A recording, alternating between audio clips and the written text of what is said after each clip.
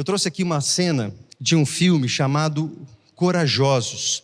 Quantos já viram um filme chamado Corajosos? É um filme cristão. Você que é pai precisa assistir esse filme. É excelente esse filme. Assim como todos dessa franquia, eles têm como que é? Prova de Fogo, né? Aquele que é para o casamento. Tem Desafiando Gigantes. Quais outros aí dessa? Quarto de Guerra. E tem esse aí, filme chamado Corajosos, que é um filme especificamente para pais. Você que é pai, que é mãe, precisa assistir. Especialmente você que é pai.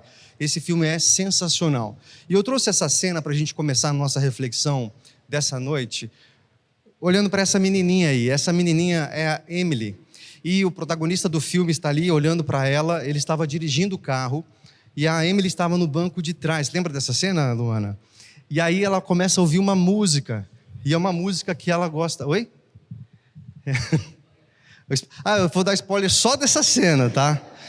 Que desencadeia o filme inteiro, mas mas é só dessa cena. Fazer o quê? Contém spoiler, ok? Mas senão vai estragar minha ilustração aqui. Esse rapaz, ele está dirigindo, ele é um policial, e a menina ouve uma música no rádio que ela gosta muito, e ela começa a cantar.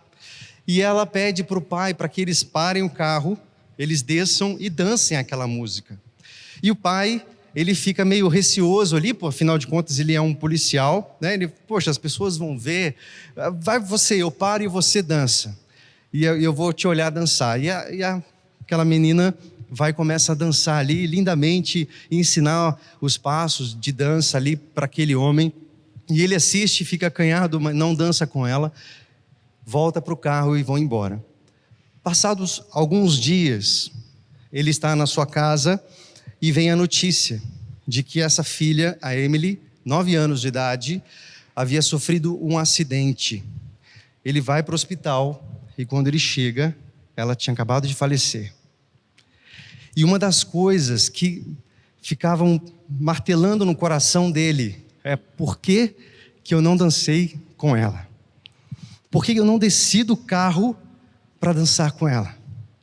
Não ia custar absolutamente nada. Era só descer e dançar com ela.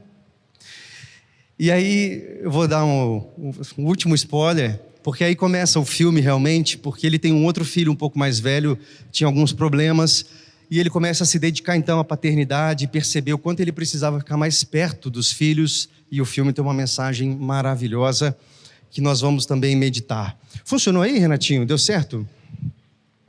Passa para mim para o próximo, por favor. Tem uma frase que eu gosto muito, o livro traz, que é assim, ó: a morte é mais universal que a vida. Todo mundo morre, mas nem todo mundo vive.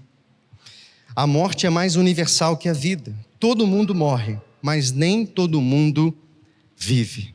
Isso é bem interessante.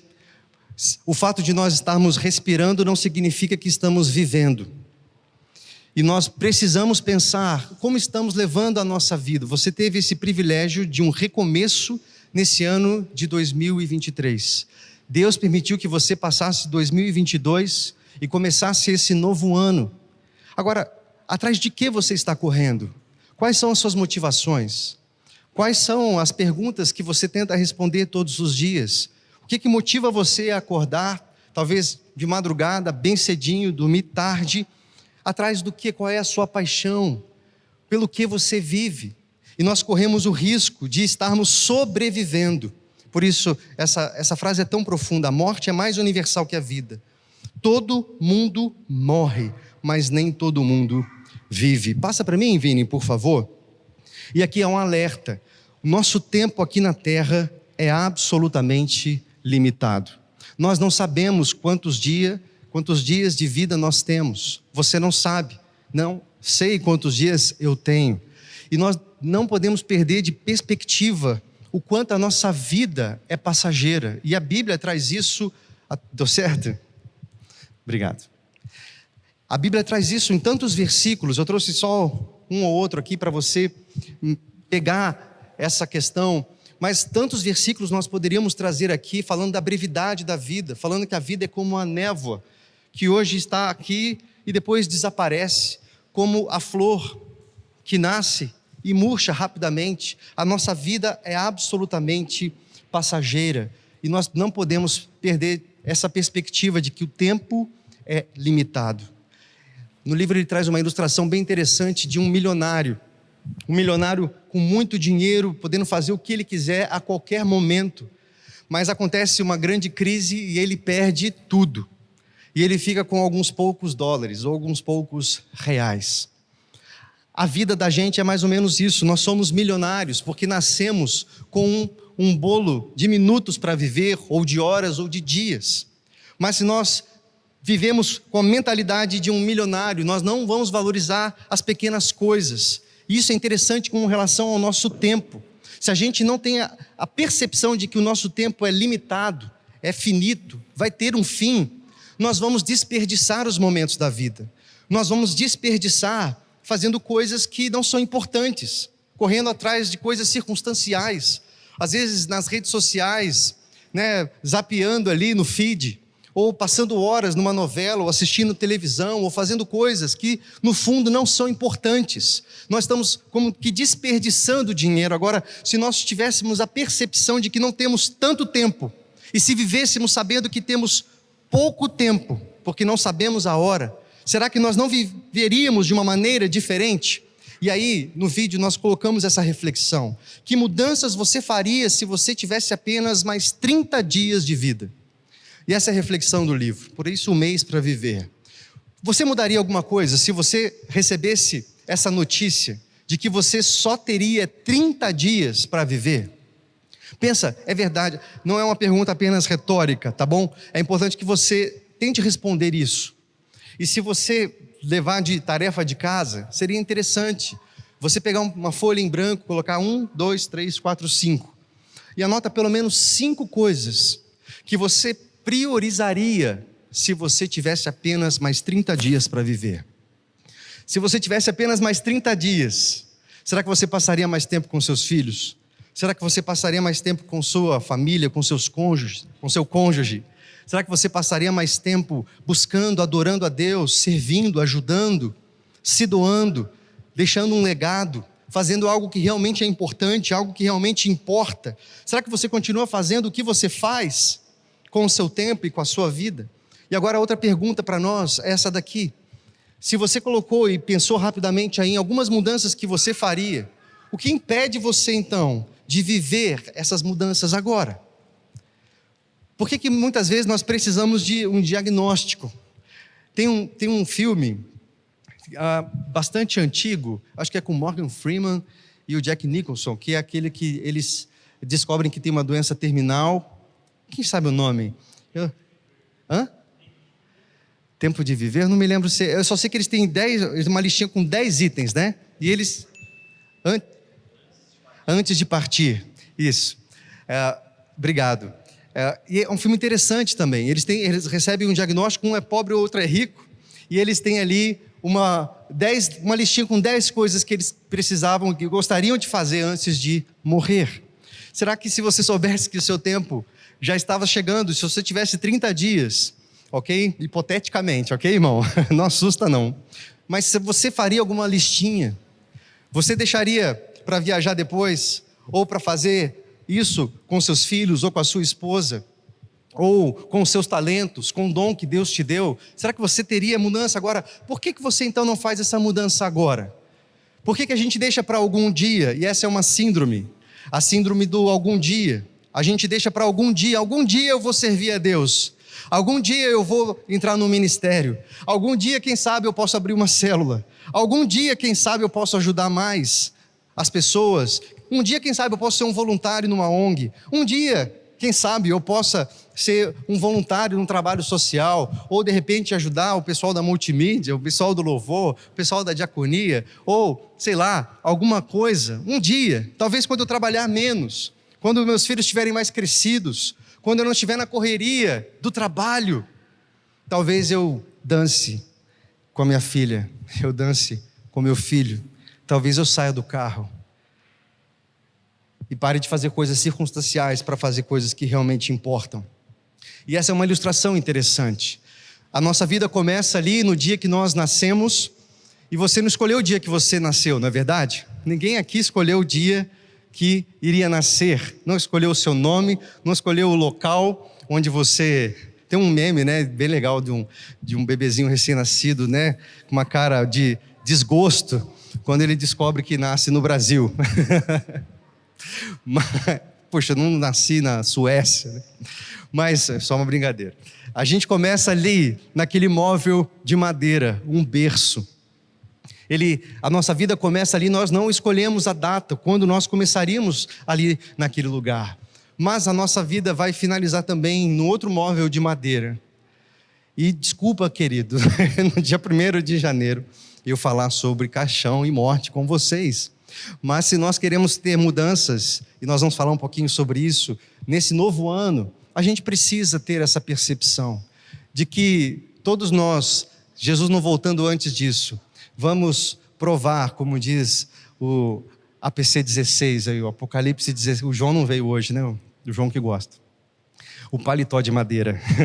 A gente vai provar esse móvel. E só resta para nós aquele tracinho ali. E aquele tracinho é aquilo que nós podemos definir, porque nós não definimos quando nós nascemos e nem definimos quando nós morremos. A única coisa que está ao nosso alcance é aquele tracinho ali. E o lugar de maior reflexão que existe, você talvez não concorde, mas há um lugar de extrema reflexão, é o cemitério. E ali, a minha tia, uma irmã do meu pai, lá de São João Nepomuceno, tem a casa e nos fundos dela é um cemitério. É a vizinhança tranquila ali, né? Mas os fundos, o quintal é o cemitério. E ali estão os pais da minha mãe, os pais, não é isso, pai? Do meu pai também, e a família toda está por ali. E aí, quando a gente vai na casa dela, é só pular a cerca ali no fundo e visitar o cemitério. E um tempo atrás, a cerca de arame... Ah, não é muro, né? É uma cerca de arame, e você já está no cemitério. E um tempo atrás, uns 2, 3 anos atrás, a gente estava lá e saímos lá procurando as lápides ali, o lugar dos meus avós, paternos e maternos, né? E encontramos ali. E, querido, é interessante quantas vidas ali. E ali tem a data de nascimento e a data do falecimento, e aquele tracinho, quantas histórias são vividas. Agora imagina na sua lápide, o que as pessoas dirão a seu respeito, pelo que você viveu, pelo que você correu os seus dias. Você era apaixonado pelo quê? Qual é o legado que você deixou? Como vão lembrar do seu nome? O que você fez nesse tracinho? Correu atrás de pagar conta, pagar imposto, desesperado o tempo inteiro? Ou você realmente priorizou aquilo que de fato é importante e vai repercutir por muitos e muitos anos depois que nós deixarmos essa vida para a vida vindoura? E algo que ele traz, algumas perguntas, presta atenção nessas perguntas. Você tem de decidir como gastar o pequeno traço de tempo entre as duas datas que limitam sua existência terrena. Em que você está gastando esse tracinho? Está vivendo o traço sabendo exatamente quem você é e por que você está aqui? Ou está simplesmente lutando para viver, gastando apressadamente preciosos momentos em busca de coisas que realmente não são importantes? Para um pouquinho, meu irmão, que dia maravilhoso para uma reflexão, hein? 1º de janeiro, pensa um pouquinho como você está investindo a sua vida, como você está investindo esse traço, como as pessoas vão lembrar de você pelo que você está lutando, qual é a sua paixão, pelo que você está vivendo. Por isso a morte é mais democrática que a vida. Todos morrem, mas nem todos vivem. Isso é interessante, meu irmão. Talvez a gente esteja sobrevivendo, e a gente fala sobre isso aqui muitas vezes, não é? Porque o nosso tempo é assim. A gente vive apressado, às vezes com 1, 2, 3 empregos para pagar contas, para pagar imposto, e a gente paga aquelas contas e arruma outras, e faz mais algumas prestações, e quem sabe tira mais um cartão de crédito, e aquele já está embolado, já você tira um outro para poder pagar aquele um, e a sua vida se torna essa roda viva para pagar conta. E quando você percebeu, já foi 2022, e você ainda continua endividado. Vai passar rapidinho 2023 porque você não para e você não está vendo as coisas acontecerem perto de você. Olha o que diz Salmo 90, 12. Aqui é uma versão da nova linguagem de hoje, eu acho que é do Pedro aí, o Pedro gosta dessa versão. Faze com que saibamos como são poucos os dias da nossa vida, para que tenhamos um coração sábio. Olha que oração, meu irmão, talvez seja uma boa oração para nós nessa noite. Senhor, faça com que nós saibamos quão poucos são os nossos dias de vida, para que tenhamos um coração sábio. Se nós tivermos a percepção de que os nossos dias são limitados, nós vamos viver diferente, nós vamos valorizar coisas diferentes, nós vamos fazer escolhas melhores. E aqui eu quero trazer bem rapidamente, aqui, o pessoal que fala bastante sobre gestão do tempo, eles falam dessas 3 esferas, né? Aquilo que é importante, aquilo que é urgente, aquilo que é circunstancial. Se você não faz aquilo que é importante, logo já vira urgente, e você vive de apagar incêndio, de resolver aquilo que é mais urgente. Ou, se você é desatento, distraído, começa a trabalhar em coisas circunstanciais, coisas que não são relevantes, importantes naquele momento. Talvez, se você não se atentar e não se autodisciplinar, você já está vendo um vídeo nada a ver no YouTube, ou navegando em coisas que você, meu Deus, o que eu estou fazendo aqui? Eu saí para pegar um copo d'água, aí você começa a ver uma coisa, nem lembra do que você estava fazendo, e você fica nisso, e passa o dia, e passa horas. Mas se nós queremos realmente valorizar o tempo, nós precisamos fazer aquilo que é importante. Então pensa comigo, querido, o que é importante para você? Responde para você isso. Se você está anotando, tenta escrever isso, talvez isso te ajude. O que é importante para você? O que é importante para você? Talvez você responda, o seu casamento, seus filhos, sua vida com Deus. O que é importante? Agora, será que você gasta boa parte do seu tempo fazendo isso aí? Ou você gasta boa parte do seu tempo fazendo outras coisas? Olha só, algumas perguntas para você. O que mais consome seu tempo diariamente? E seja bem específico nessa sua resposta. Que importância tem essa atividade? Quanto essa atividade é satisfatória? Quanto tempo do dia você passa fazendo somente aquilo que faz melhor? Quais atividades de sua vida você qualificaria como desperdício de tempo? O que o impede de gastar esse tempo com atividades mais significativas? Meu irmão, talvez você, nesse ano novo, pegou um papelzinho e fez algumas promessas, né? Alguns desejos, algo que você deseja para 2023. Mas dificilmente você vai ter mudanças consistentes e profundas se você continuar fazendo as mesmas coisas, principalmente comprometendo o seu tempo com coisas que não são importantes, com coisas circunstanciais.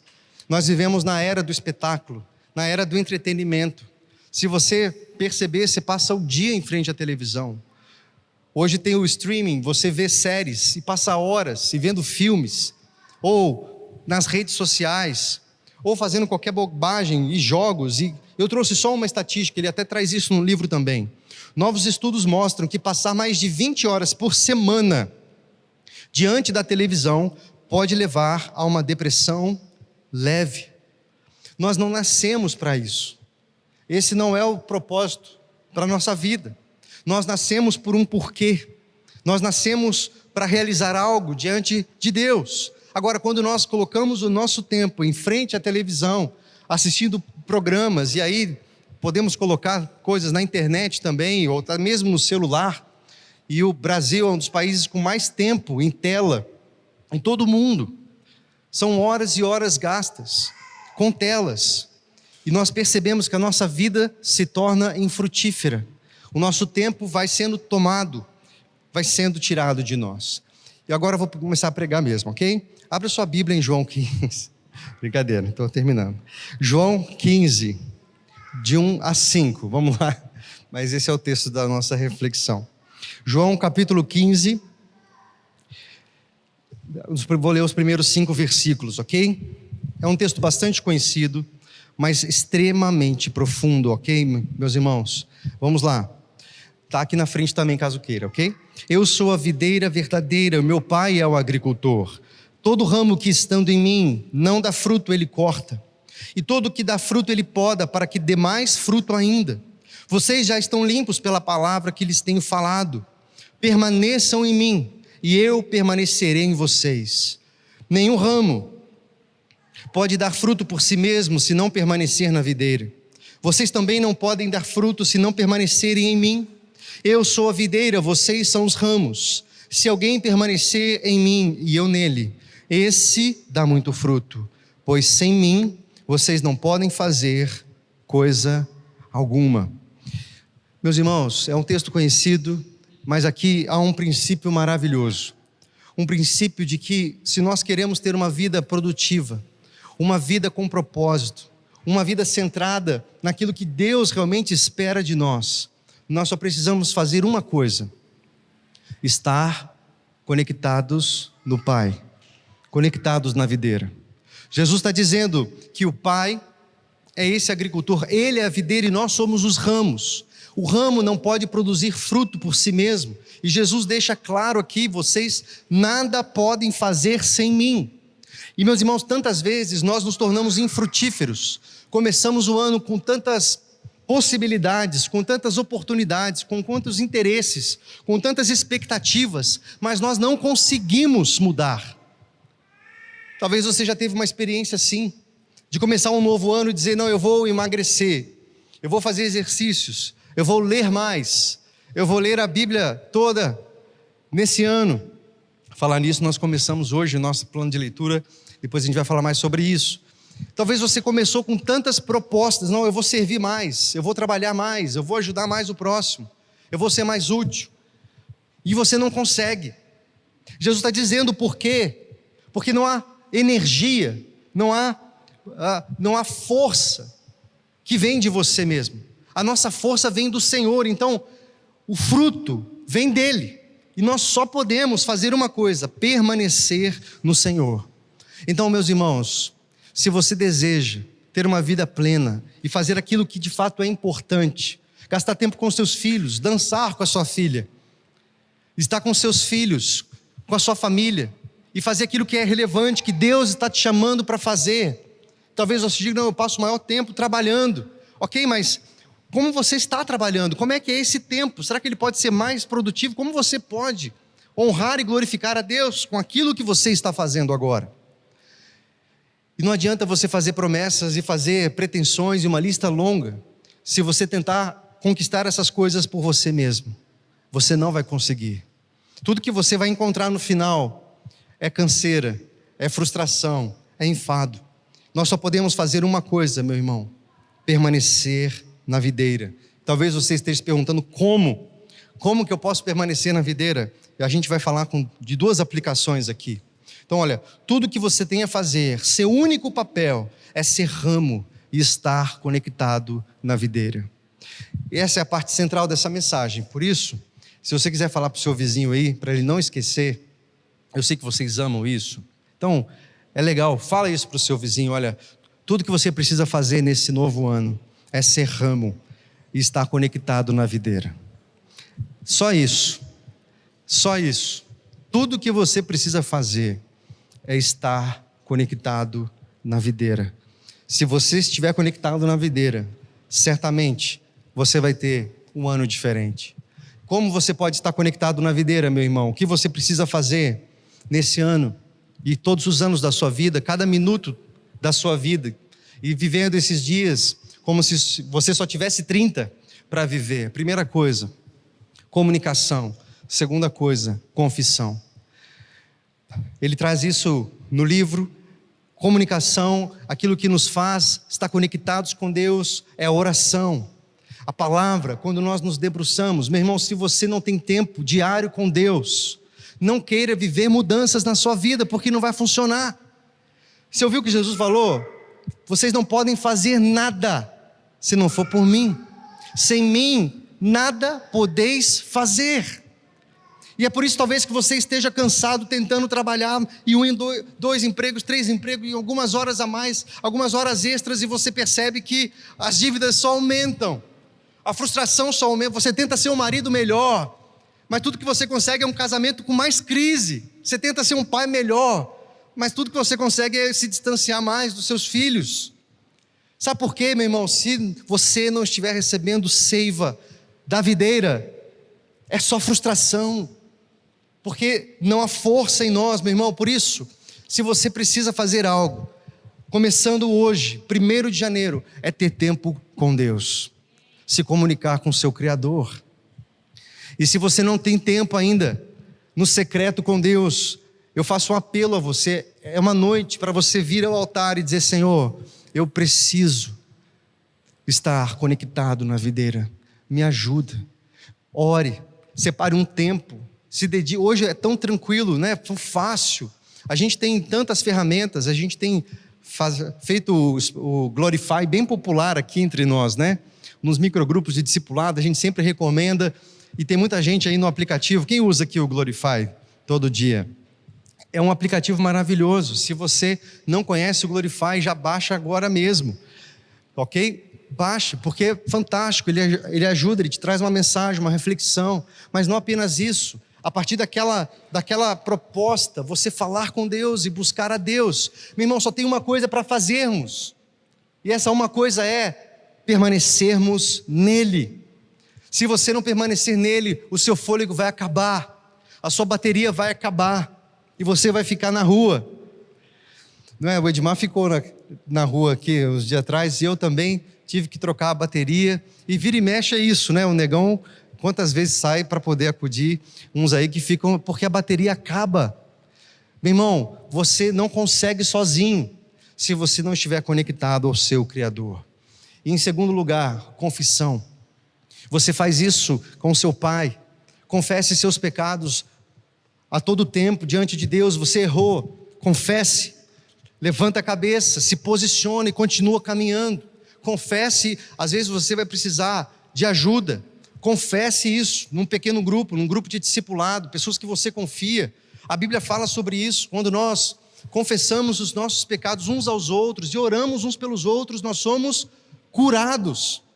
Nós confessamos a Deus, somos perdoados. Agora, muitas vezes confessamos uns aos outros, pedimos ajuda, paramos de esconder, paramos de mentir para nós mesmos e falamos: olha, eu faço isso, eu tenho esse vício, me ajuda, caminha comigo, eu estou endividado, olha como está meu casamento, o que eu posso fazer, ore comigo. E meus irmãos, isso é discipulado, e é isso que nós precisamos e queremos experimentar nessa comunidade. Essa vida na vida, onde um pode ajudar o outro e ser instrumento de Deus. Porque sem confissão, e você pode fazer isso diante de Deus e deve fazer isso diante de Deus, confesse, peça ajuda, se relacione, permaneça nele, querido. Porque se você desconectar, o ramo seca. E se você continuar lendo o capítulo 15 do Evangelho de João, você vai ver que só tem uma utilidade para esse ramo seco: ser jogado no fogo. Porque o Senhor nos chamou para frutificar, em nome de Jesus, amém? Para encerrar, resoluções e compromissos são inúteis quando confiamos em nossa força de vontade. Então não adianta essa sua lista aí no começo de 2023, ok? O que nós precisamos realmente é da força do Senhor. Você passa da força de vontade para a força de Deus apenas quando permanece conectado nele. O combustível, nós vamos falar nisso nas próximas semanas, ok? O combustível para que a gente possa ter uma vida sem arrependimentos é estarmos no secreto com Deus, sendo alimentados, porque dali vem a instrução para que a gente realmente ame os filhos, ame a esposa ou o marido, as pessoas que estão ao nosso, nos relacione.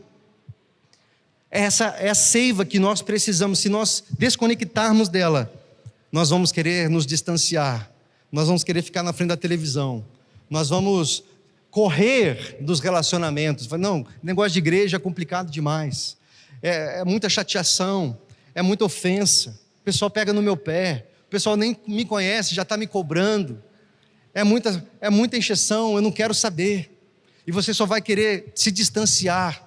Agora, quanto mais enxertado e conectado, mais amor você recebe, mais amor você partilha, e mais vida plena você pode experimentar. Agora nós vamos finalizar com essas duas reflexões. A primeira delas, olha só, quais são as barreiras atuais que não deixam você obter saúde espiritual em sua vida? O que o impede de conectar-se a Deus para que Ele seja a sua fonte primária de saúde espiritual? Vamos ficar em pé, meus irmãos, e aqui nós vamos ter um tempo de reflexão. Quais são as barreiras que não deixam você obter saúde espiritual hoje? O que tem impedido você de se conectar a Deus para que Ele seja a sua fonte primária de saúde espiritual? O que você consegue identificar? O que tem impedido você? Será que você tem tentado caminhar sem estar na fonte, sem se abastecer primeiro? E em segundo lugar, como você está se saindo nas áreas de comunicação com Deus e confissão? Em quais aspectos você as praticaria de maneira diferente se soubesse que tem apenas um mês para viver? Em quais aspectos você mudaria a sua vida, conforme nós falamos aqui, se você soubesse que só teria mais 30 dias para viver? Feche seus olhos, meu irmão, permita que o Espírito Santo fale com você nesse momento. É uma noite especial, um privilégio estarmos aqui. Você que está na sua casa também nos acompanhando, aproveita para realmente abrir seu coração diante de Deus. Os seus dias são limitados. Nós somos como a névoa. Nós somos como a folha que seca. Nós não sabemos o nosso último dia, quando será, se será hoje, se será amanhã, se será daqui 20 anos, nós não sabemos. Mas o hoje é uma dádiva de Deus. E nós precisamos viver na plenitude daquilo que Cristo conquistou para nós. Só existe vida em Cristo. Por isso Ele morreu na cruz. Por isso Ele derramou o sangue dele, querido, para abrir um novo e vivo caminho para você e para mim.